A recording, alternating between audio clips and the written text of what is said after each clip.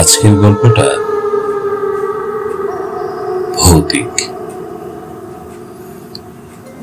সন্ধ্যেবেলায় হারুর চায়ের দোকানে গল্পে মেতেছে কয়েকজন। সেখানে এই গল্পের মাথা ছিল, মধ্যমণি ছিল সফুর মিয়া। আরে তোমরা কেমন আছো কত? শুনলাম ঋষি মুনি নাকি ইদানিং ভূতের ভয় দেখাইতেছে সবাই রে। হ্যাঁ, আমি তো তাই শুনেছি। ঋষি মুনি সাথে নাকি ভূত লইয়া ঘুরে। আর দূর সবগুলো সব গাঁজাখুরি কাহিনী। ঋষি মুনির কাছে কোনো ভূত টুত নাই। আরে না না বাবা, ঋষি মুনির কাছে ভূত আছে, অনেকেই কইছে। আরে থামো থামো, ঋষি মুনি তো কিছুক্ষণ পরে এদিক দিয়ে যাইব। আরে ওই দেখো ঋষি মুনি। কিরে, কেমন আছিস তোরা? আরে ঋষি মনিদা, একটু আসো, চাটা খাও। এই তোমারই কথাই হচ্ছিল। আমার কথা? আমার আবার কি কথা? আমার তো সবাই ভূতওয়ালা ঋষি বলেই চেনে। আরে রাখো তো, আসো তো দাদা, একটু চা খাই আর তোমার এই ভূতের গল্প শুনি। ভূতের গল্প শুনে এই বাচ্চা কাচ্চা কোন লাভ নাই। আরে না না না না, চাটা তো বেশ হয়েছে রে। তোমরা না হয় অবিশ্বাস করতে পারো, কিন্তু এই ভূতের কিন্তু আমার একটা গল্প আছে। চাটা কিন্তু সেই। তো ঋষিমণিদা, গল্প শোনাও নাকি? হ্যাঁ হ্যাঁ, শোনাবো। বস, আগে ভালো করে বস, আমি শোনাবো। চাটা তো শেষ করি। তো চা খেতে খেতে ভূতের গল্প না? আর ভূত করে হইব। ঋষিমণিদা কিন্তু সাথে ভূত লইয়াই ঘোরে, আর না হলে ভূতের সাথেই ঘোরে। সবাই দেখছে। গ্রামের রশিদ পাগলা তো আমার সেদিন কইলই, হুট কইলে নাকি ঋষিমণিদা দেখলো এইখানে কথা কইতেছে, থাকতে নাই। তা শোনো তোমরা, বছর 3 আগের ঘটনা। আমি একটু হতাশ ছিলাম, কি করবো ঠিক বুঝে উঠতে পারছিলাম না। ভাবলাম কিছু একটা করি, তাই ভেগ ধরলাম। ভেগ ধরে বাসা থেকে বেরিয়ে গেলাম। বাসা থেকে বেরিয়ে হাঁটতে হাঁটতে গ্রাম ও গ্রাম। মনে করলাম ঋষি হিসেবে বোধহয় গ্রামের মানুষ আমাকে শ্রদ্ধাই করবে, কিন্তু কেউ তো এগিয়ে আসলো না, কেউ কারো কোনো সমস্যার কথাই বললো না। তারপরে আমি একটা জায়গা খুঁজতে একটা বটতলার নিচে গিয়ে বসলাম। ডানে বামে তাকিয়ে দেখলাম কোনো মানুষ নাই। শরীরটা তখনও বড্ড ক্লান্ত, পানির খুব পিপাসা লেগেছিল।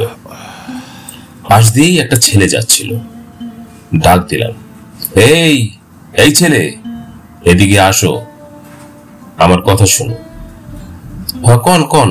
কন ঋষিমণি, আপনি তো দেখি এরকম আগে কখনো দেখি নাই। আমাকে একটু পানি খাওয়াতে পারবে? পানি না? হ্যাঁ, আমি তন্ত্র মন্ত্র সাধক। আমি তোমাকে তোমার মনের আশা পূরণ করে দিতে পারি। তাই পারবেন আমার মনের আশা পূরণ করতে? লন, পানির পেয়ালা লন। আমার বাবা আমার রেখা মরে গেছে, কিন্তু সে বলছিল আমার জন্য নাকি কোনো ধন সম্পদ রেখে গেছে। তুমি আমাকে পানি খাওয়াইয়েছো দেখায় যে আমি তোমাকে লক্ষ হাজার কোটি টাকা দেব, তা কিন্তু ভেবো না, কিংবা সোনার মোহর। আরে না না ঋষিমণিদা, তুমি শুধু আমার বাবার আত্মারে ডাইকা কবা যে সে এই সোনা দানা মোহর কোথায় রাখছে। যদি তাই হয় তাহলে ঠিক আছে, আমি দেখি। আমি তোমাকে কথা দিচ্ছি, আমি তোমাকে সাহায্য করব। পানিটা বেশ সুস্বাদু লাগলো বাছা। তারপর হাঁটা দিলাম।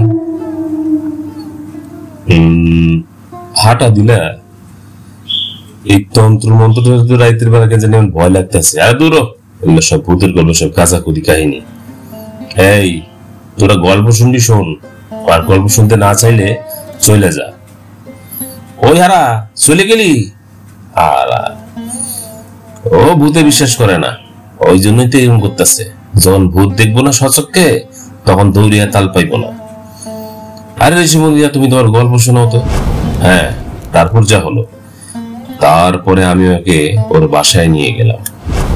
বাসায় নিয়ে গিয়ে ওকে বললাম, আমি এখানে একটা ছক কষবো। আমার কাছে যে মাথার খুলিটা রয়েছে, সেখান থেকে ওকে তোর বাবার আত্মাকে ডাকবো, তারপর হবে কথা। কিন্তু সবই তো আমার ভণ্ডামির এক চাল। কিন্তু আসলে কি হবে বুঝছি না। মনে হচ্ছে আমার আশেপাশে কেউ হাঁটছে, কথা বলছে। আমি নিজে একটু ভয় পেয়ে গেলাম। হঠাৎ করে দেখি আগুনের দলা কুণ্ডুলি পাকিয়ে আমার চারিদিক ঘিরে ধরল। তারপরে দেখি আমার সামনে রাখা কঙ্কালের মাথাটা উঠে লাফা শুরু করলো। আমি অনেক ভয় পেয়ে যাচ্ছিলাম, কিন্তু কিছুই করতে পারছিলাম না। যাই হোক, তারপরেও তন্ত্রমন্ত্র করে ভগবানের নাম ডাকতে ডাকতে যাচ্ছিলাম। ঠিক ওই মুহূর্তে এই হারাধনের তার বাবার আত্মা আমার সামনে দাঁড়ালো। কি রে, এতদিন পর সময় হলো? আমাকে তো আগে ডাকার কথা ছিল। আর তুই কে রে হতচ্ছাড়া? বাবা, এই ঋষিমণি তোমাকে ডেকে নিয়ে আইছি। আমার জন্য যে তুমি ধন সম্পদ রাখছিলা, সেটা না কইয়ে চলে গেছো। হ্যাঁ, সেটা বলার আর সুযোগ কোথায় পেলাম? কিন্তু এই ঋষিমণি তো আসল ঋষি না, এ তো তন্ত্রমন্ত্রই জানে না।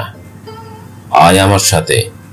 এই পুকুরের নিচেই আমি আমার সোনার মোহরের থলিটা রেখেছি। এই দেখ, এই নে বাছা। হ্যালো, আবার এই যে এই সব আজে বাজে বানিয়ে বানিয়ে বকবক। তুই চুপ করবি হারামজাদা? তুই চুপ করে কর, না হলে চলে যায় এখান থেকে। কথা শুনতে শুনতে গল্প শুনতেছি, কত ভাল লাগতেছে, সময়টা কাটতেছি। এই তোমরা দেই দেখো, এই লাল থলেটাই দেখো। এই লাল থলেটাই হচ্ছে সেই লাল থলে যেটা আমি চুরি করে পালিয়ে নিয়ে এসেছি। সে কি কথা ঋষিমণি, তুমি ওই ছেলে লাল থলেটা নিয়ে এসেছো? হ্যাঁ, যদি বিশ্বাস না হয় এই দেখো না, এই দেখো মোহরগুলো। সে আদিকালের মোহর, সে আদিকালের মোহর বাবার জমানো। বিশ্বাস হয়েছে তাহলে না? ঋষি ঋষিমণি কোথায় গায়েব হয়ে গেল? চোখের সামনে কেমন যেন ধোয়া হয়ে গায়েব হয়ে গেল। ভূত রে, ওরে হরা, ও রসুল মিয়া, কি দেখলে এটা? সত্যি সত্যি ভূত তো। পালা রে, এ পালা এখান থেকে, ভূত আইছে রে, এ পালা রে পালা।